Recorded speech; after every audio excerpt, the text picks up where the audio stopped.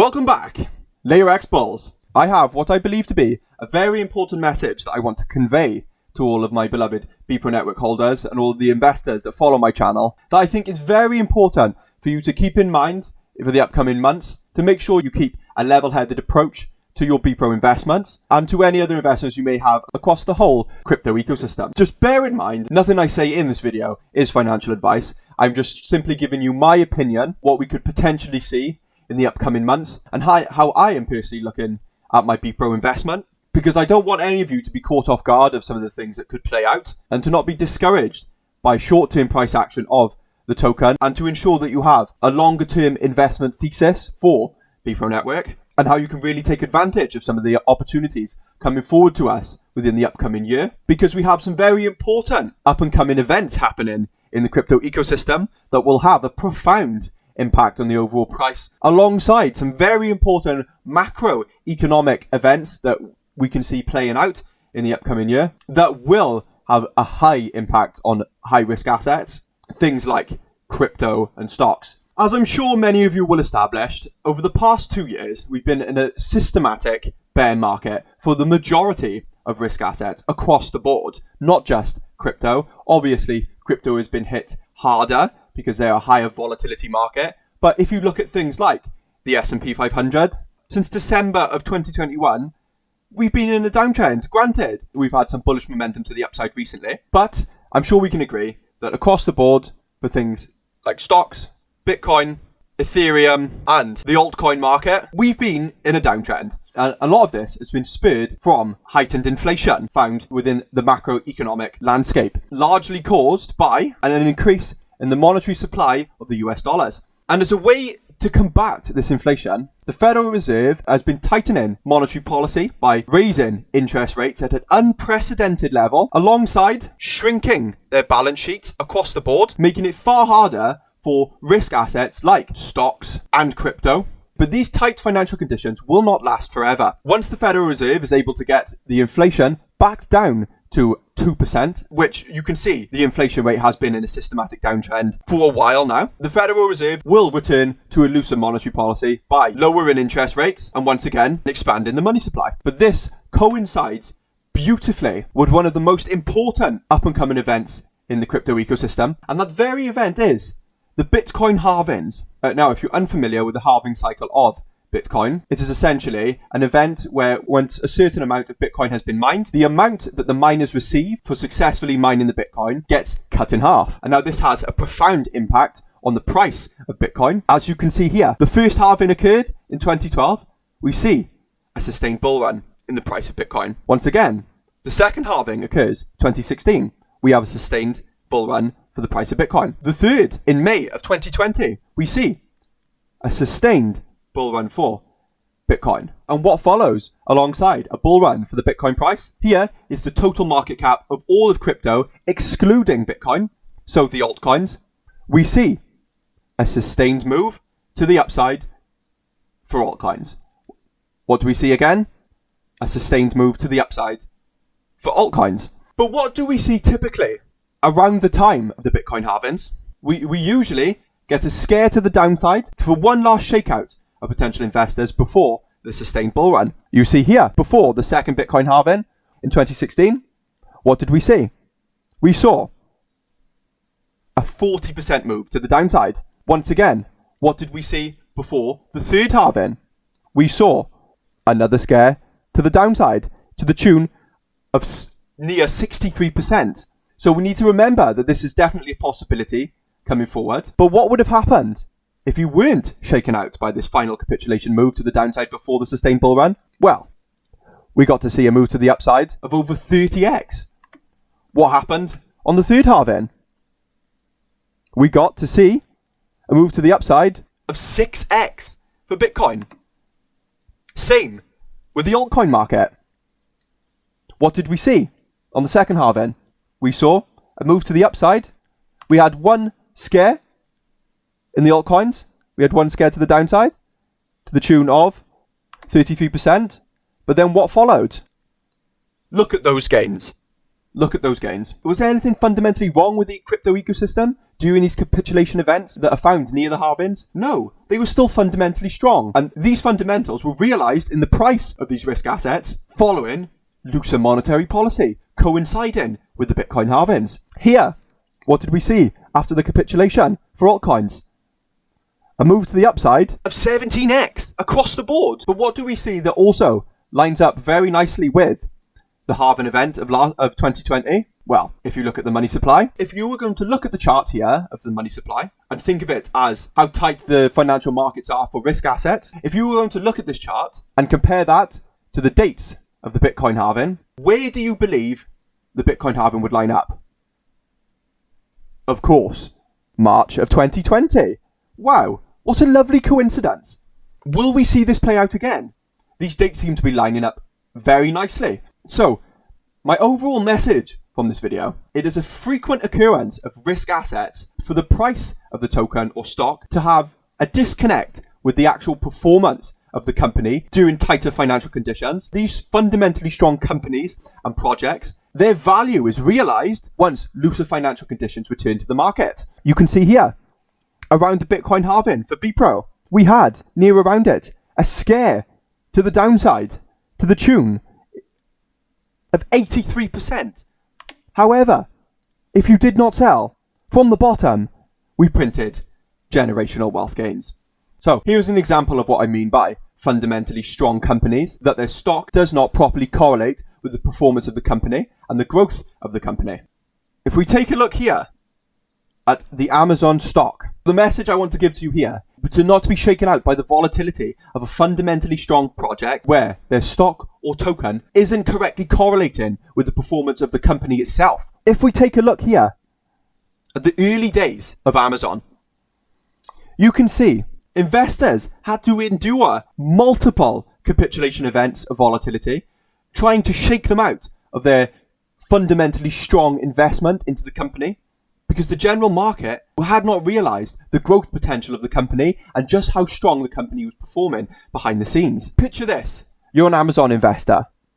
You endure 95% correction to the downside. You also face another 65% correction to the downside. Here again, another 60% move to the downside. But look what follows once the performance of the company is realized and the adoption starts to grow exponentially. You get moves to the upside like this. You print generational wealth opportunities for investments. But if we take this back to Bitcoin, now there's a very important thing you need to realize when looking at the charts for your favorite risk assets. And that is the difference between a chart that is fit to a logarithmic scale or a non-logarithmic scale. So what the logarithmic scale does for you when looking at a chart uses a percentage scale for you to be able to identify the patterns that have occurred in the past price history of your token. However, it makes it a little harder to understand the true volatility of past price action for your risk asset. Because if we take the Bitcoin chart off the log scale, suddenly it looks a lot different. These moves here pale in comparison to the recent moves we saw in Bitcoin. But if we take away the data, you will see that it was just as volatile as it was in recent days. Even the early days, once again, it looks very similar. We see the halving date, we get mass volatility in the price action of Bitcoin. However, following the next halving event, all this volatility pales in comparison to what is to follow. But once again, we go out even further. The third halving date, now suddenly, look, all this volatility that investors experienced at these price levels for Bitcoin is a drop in the ocean in comparison to what they experience later down the line due to inflated price levels. So let's tie this back to our beloved BEPRO network. You will see that investors here had multiple shakeouts to the downside. Here, a 63% correction. Here, a 60% correction again. Off the highs. Here, down near a 90% correction. However, the project was fundamentally strong. And once this was realised, with loosened monetary policy coinciding with an expansion of the money supply, we saw generational opportunities to the upside for BEPRO investors.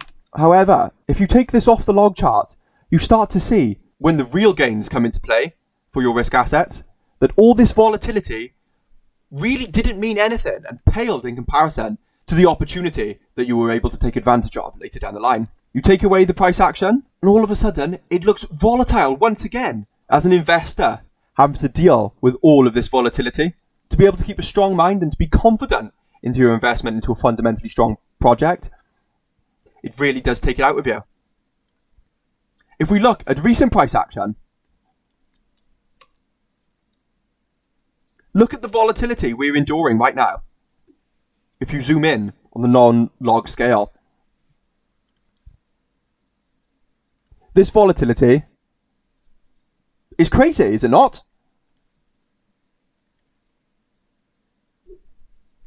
But it pales in comparison to the true gains being able to be made from BEPRO Network. Don't you agree that what we're experiencing now looks awfully similar to what people were experiencing back here? So, now that we've established this volatility theory in our heads, now let's tie this back to the halving events for Bitcoin.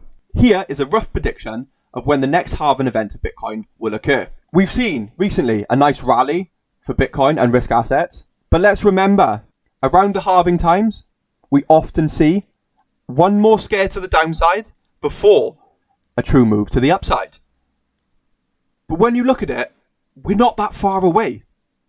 If you've endured all of this price action for Bitcoin, if you've endured all of this price action for BEPRO, this distance really isn't too much further away. Less than a year to the Bitcoin halving. So I implore you to stay strong and confident in your investment theory to BEPRO Network. The BEPRO Network product and the Layer X ecosystem is the most fundamentally strong it has ever been, and we've seen growth in all areas of the Layer X ecosystem. For example, for BEPRO Network to partner with Polygon Matic, one of the biggest cryptocurrency projects in the world during these times, once these partnerships and the growth of BEPRO Network is realized by the wider investment world, alongside looser monetary policy from the Federal Reserve, we will see generational opportunities. We will see generational wealth made for BEPRO Network investors. And I congratulate you for still being here during these times, because the market has really tried to convince you otherwise on your fundamentally strong investment. If we do get this one last final push to the downside before the Bitcoin halving, this will be the final chance you will get to make sure that all of your investment positions are primed and ready for the upcoming bull market. And if we see a new low for BEPRO Network, it will be irrelevant to the price action that will come in the following bull market, and it will just mean you get some very nice and cheap BEPRO. So if there's one thing you're going to take away from this video, is that we don't have too much longer to wait, okay? Stay strong on your investment thesis.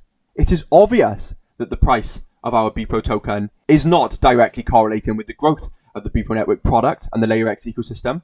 But when it does, oh baby, these gains are going to be beautiful. Just remember, if we get a move to the downside following the Bitcoin halving, if you can imagine coming down to these lows once more, somewhere, whether that be before, during, or after, or if we scrape down these areas for a while, if history is any indication, we can see price action which dwarfs the price volatility of last cycle. Whilst we are experiencing volatility to the downside during a bear market phase and tightened monetary policy, it will revert to volatility to the upside alongside looser monetary policy. I hope you enjoyed this different style of video, and I hope you're able to take on board the message I've given to you in this video to keep you strong-minded during any volatility we may experience in the upcoming year. Just remember, the Bitcoin halving is coming, and after every Bitcoin halving, we get a bull run. After every Bitcoin halving, we get a bull run. After every Bitcoin halving, we get a bull run. Look what is so close for us here. All of this volatility didn't matter following the halving. All of this volatility did not matter following the halving. This happens time and time again, and once you're able to understand this concept, you can see just how exciting the times are ahead for us in the upcoming year and the year following the halving event. If you'd like to keep up to date with anything to do with BEPRO Network or the LayerX ecosystem, I implore you to follow the channel. You will find no other place that provides to you the most update and thought-provoking content in regards to BEPRO Network and the LayerX ecosystem. I congratulate you all for still being with us during this phase of the market, and I'm excited to make an update to this video nearer to the halving event to see what has actually played out for BEPRO Network and other risk assets. And with that, I'll see you in the next one, LayerX Bulls.